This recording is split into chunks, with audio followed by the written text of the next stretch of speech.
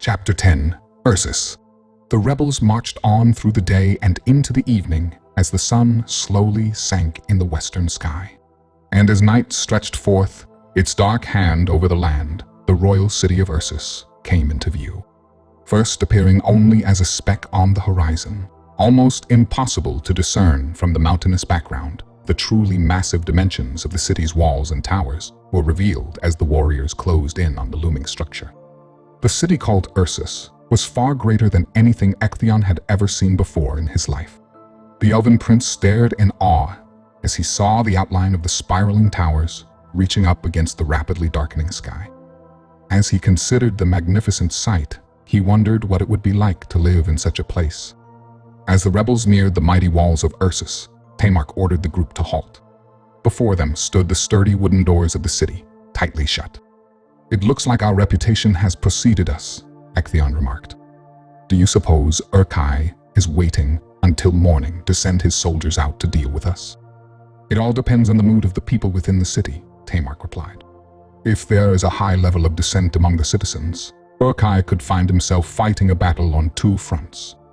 By sending out soldiers to attack us, he could create a power vacuum within the city. This could make a rebellion within Ursus itself a reality, which would make things very dangerous for Urkai. Still, I cannot imagine him letting us mill around out here for too long," Ectheon said. "I think he will wait until he has the full force of his army in place before he makes his move," Tamark surmised. "He will try to totally destroy us. The more impressive his victory, the less likely a revolt like this will be in the future. I just hope your good commander's strategy plays out as planned." "So do I," Ectheon said grimly. The night seemed to last an eternity. Numerous scouts stayed on watch while the others slept. The vigilant rebels watched the city walls with anxious eyes, fearing an attack at any moment. However, no attack came.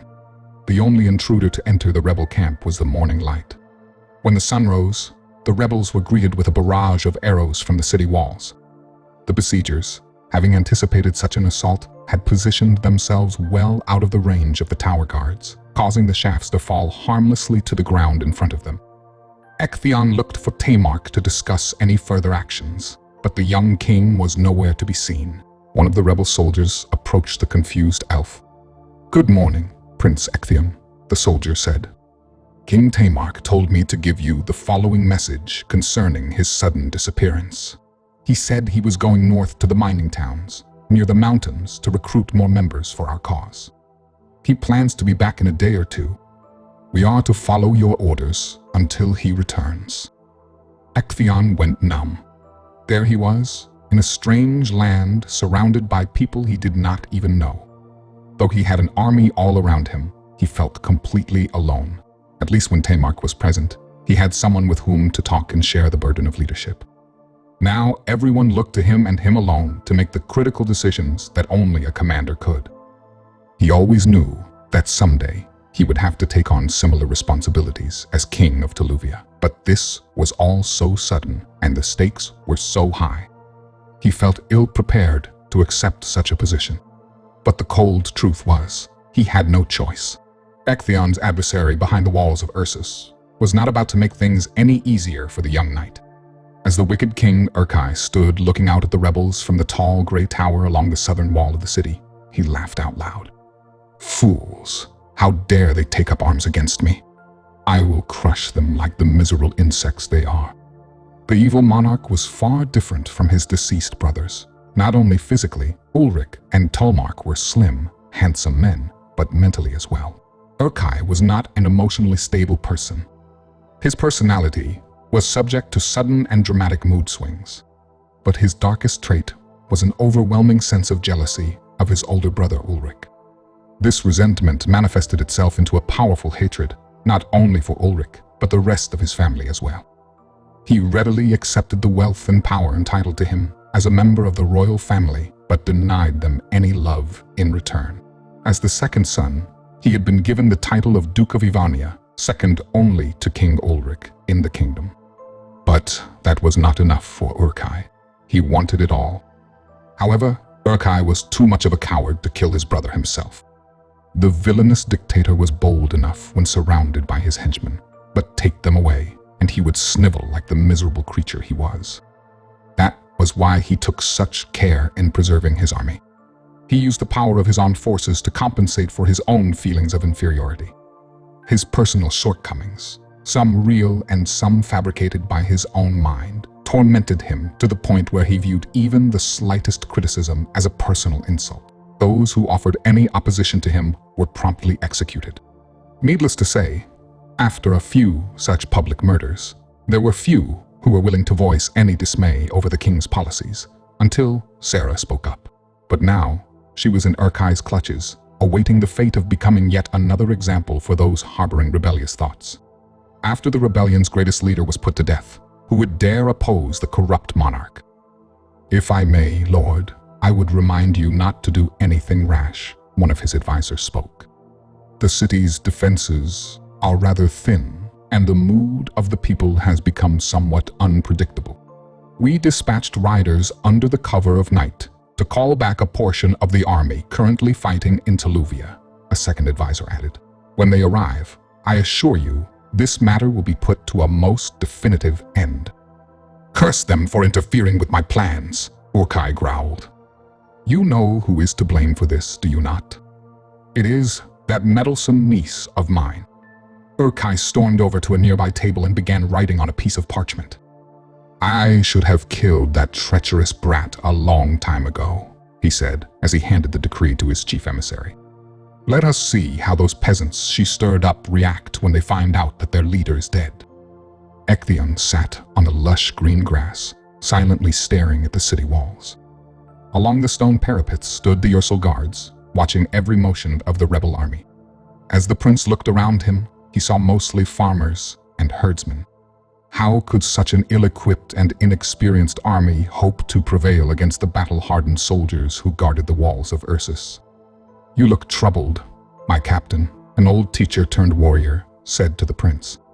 "Is something wrong?" Ectheon had attempted to maintain an appearance of confidence, so as not to lower the spirits of the soldiers, but the old man's inquiry made it obvious that the strain of recent events was shining through. And though he did not wish to lower the morale of those around him by revealing his fears, the young prince felt as though he had to talk to someone. "The city's defenses are great," Ectheon said as he peered at the looming battlements of Ursus. "Indeed, they are," the aged soldier agreed. "I must say, I never thought I would see the day when Ursals would face each other as enemies before the gates of this beautiful city. What a tragedy it would be should we actually come to mortal blows. I am afraid there might be no other way to resolve this dire situation, though I pray we might find one," Ectheon said grimly. "Your sympathy for our cause touches my heart," the old man remarked. "It is said that you have come from a land far from here to lead us in this battle. From your appearance, I would assume you are of royal descent, though I am afraid I do not know your proper title." "I am Prince Ectheon of Teluvia," the young knight said as he extended his hand to the old man. "It is indeed a pleasure to make your acquaintance, Prince Ectheon," the old man said as he shook the prince's hand. "My name is Jonathan." "You are a brave man, Jonathan," Ectheon said. "I must say, I admire the courage displayed by you and the others." Lesser men would have turned back by now. A sudden blare of trumpets put a quick end to the conversation. Looking back at the city walls, a stately-looking fellow could be seen standing on the rampart above the gate. He held a scroll in his hands. There was a restless silence as the man began to speak. "Citizens of Ursulus, the noble King Urkai welcomes you to the fair city of Ursus. He has taken note of your displeasure and wishes to speak with your appointed representative to resolve this ugly dilemma." All eyes turned on Ectheon. Why could not Tamark be here, the prince thought to himself, as he felt the yoke of leadership grow heavier about his neck. "Do not go," Jonathan whispered. "It is a trap. It is." Ectheon noted the warning, but stepped forward anyway. In his hand, he held his bow. A quiver of arrows was strewn across his back. It was not as though he could do a great deal of damage with these weapons. He just felt more secure with the bow in his hand. And so, mustering all the courage he could, Ectheon walked forward a few yards, careful to stay out of the range of the Ursal sharpshooters. "I am the commander of this army," the young knight proclaimed.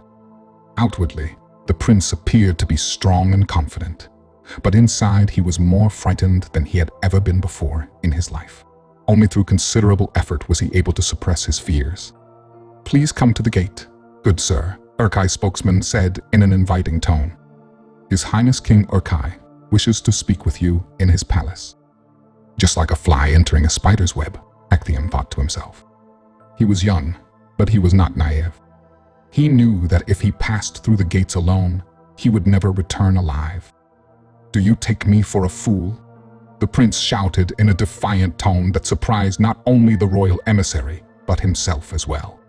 "I will not walk through those gates and subject myself to your ruthless leader's treachery. Besides, we did not come here to negotiate. We have but one demand, Urkai's unconditional surrender." A roar of laughter rose from atop the city walls. "King Urkai has no intention of surrendering," the emissary laughed. "He must," Ectheon insisted. "He has become a blight on this fair land. His iron-fisted brand of rule has driven this kingdom into the ground and ripped it at its seams. Through unforgivable crimes, he has seized a title to which he has no right. Urkai is no more a king than I, and he knows it. Tell him Tamark, son of Ulrich, has come to claim the throne that is rightfully his. His Highness will not relinquish his throne to a child," the emissary scoffed. "You speak rather boldly for one with such a small army. That is, if I dare call this pitiful group of farmers and herdsmen an army. I advise you all to return to your homes before you get yourselves killed. But before you go, King Urkai invites you to be his guests at a most splendid show. In 3 days, the traitor Sarah will be executed in this very city." The speaker's words enraged Ectheon. With lightning speed, the young elf pulled an arrow from his quiver and drew his bow. The deadly shaft reached its target with remarkable accuracy, as it pierced the scroll and found its mark in the emissary's chest. Ectheon's act of anger was quickly answered with a barrage of arrows from the city walls. But once again, they fell harmlessly to the ground, for Ectheon's elven weaponry had a range superior to that of the Ursals. Ectheon returned to the cheers of his men. They were impressed by the boldness of their young commander. However, the shouts of praise did little to comfort the prince. He feared for the life of Princess Sarah. Urkai had sealed her fate. Ectheon had 3 days to think of a way to save her. As the rush of adrenaline from the confrontation subsided, a sick and troubling feeling crept over the prince. He had killed a man. In a fit of rage, he had taken someone's life. It had all happened so quickly. In one quick and disturbingly instinctive motion, he had taken aim and released his arrow just as if he had been hunting a rabbit in the woods. But it was not a rabbit he had killed, it was a man. Throughout his training, Diaxes had told him that one day he would have to kill someone. It was simply what one had to do when one became a warrior. In his ecstatic rush to become a knight, Ectheon had looked past that fact. His father having raised him to be a pacifist, the thought of killing was foreign to Ectheon, much less the act. Whenever he thought of killing, it was in the context of folklore. In all the glorious tales of yore, the act of taking a life was romanticized. But as Ectheon looked down at his trembling hands, he felt far from heroic. The hours turned into days. All the while the young prince stared at the city walls, hoping to come up with some kind of plan to save Sarah. It was becoming increasingly clear that the only way to prevent the princess's execution was to enter the city by force. But considering the nature of his army and the power of the enemy, that seemed virtually impossible. He only hoped that Diaxes would arrive to save the day. The thought of fighting the Ursal army frightened Ectheon. The prospect of doing it alone scared him even more. The old soldier named Jonathan approached the prince, who stood alone, gazing at the lofty towers of Ursus. With the crimson-hued sky as a backdrop, the proud yet weary frame of the Teluvian knight was poised in deep, silent thought. A cool breeze from the nearby ocean ran softly through his auburn hair. His face bore no expression, but his eyes were filled with anxiety.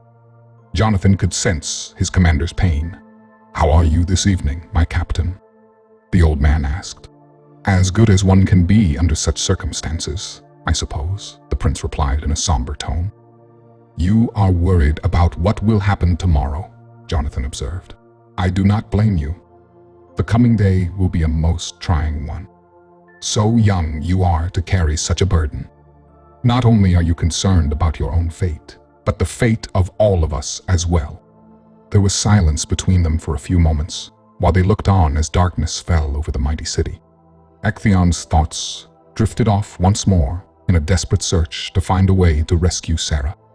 "We must save her," Ecthion muttered aloud. "Rescue Princess Sarah?" Jonathan queried. "It is a noble task, but a rather hopeless one, I fear. I am sure Urkai has her guarded very well. Getting to her might prove to be as difficult as getting to Urkai himself." "There must be something we can do," Ecthion said in frustration. "Your concern for the princess is great," Jonathan observed. "You must know her well." "Alas, I wish that I did," Ecthion sighed. "I saw her only once, when she came to my kingdom to meet with my father. I was mesmerized by her beauty. At one point our eyes met. With just one glance she stole my heart. I vowed to one day meet her and tell her my feelings for her, but now it seems I might never get the chance. I know I must sound like a lovesick young boy, but this is a feeling I just cannot explain." "It sounds like love," the old man remarked with a smile. "But I have not even talked to her," Ecthion said. "Do you think it is possible to fall in love with just a simple exchange of looks?" "My friend, in all my years, I have learned one thing about love," Jonathan said. "It is unpredictable. Love can happen in an instant, or it can develop over time. It is obvious that this one short episode has left you smitten. The question is, does the princess feel the same way?" "I wish I knew," Ecthion muttered. "I only hope that someday I might find out." The morning of the third day came, and still there was no sign of Diaxes or Tamark. Their absence did not bode well for Ecthion, who had been clinging to the desperate hope that his friends would arrive at the last minute to help him in this most dangerous of undertakings. He stood before the city of Ursus, grimly staring at the tall gray walls that loomed before him. Time was running out. The consensus among the soldiers was that the execution would take place around noon, as was the tradition in Ursus. As Ecthion watched the sun climb to its peak in the sky, he knew they could not wait any longer. If Sarah was to be saved, they would have to act now. The young prince was building up the nerve to order the attack when a messenger came from the northeast. "Prince Ecthion, I bring you tidings from King Tamark. He is pleased to tell you that he has amassed an impressive army at the northern gate of the city." "That is welcome news indeed," Ecthion replied. "But I am afraid I have some tragic news for him. Urkai plans to execute Princess Sarah within the hour." The messenger's face turned pale. "I will tell King Tamark at once," he said. The messenger rode off with great speed, carrying with him the dismal tidings. Ecthion began planning the attack on the city. Any direct assault on the gate would result in heavy casualties. The Ursul archers would have a field day picking off the rebels as they charged the wall. The army of the resistance had few long-range weapons of their own with which to cover a ground attack.